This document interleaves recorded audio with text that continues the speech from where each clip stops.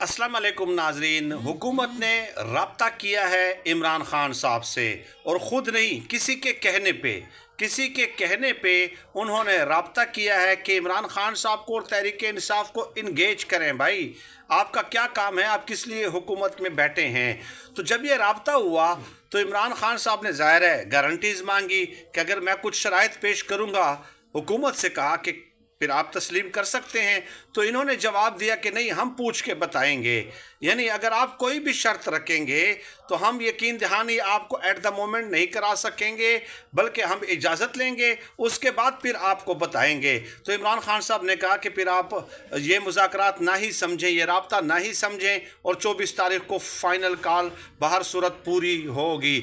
इससे आप हुकूमत की वक़्त का, हैसियत का अंदाज़ा लगा लें कि ये बेचारे किस कदर मजबूर महज़ हैं, किस कदर लाचार।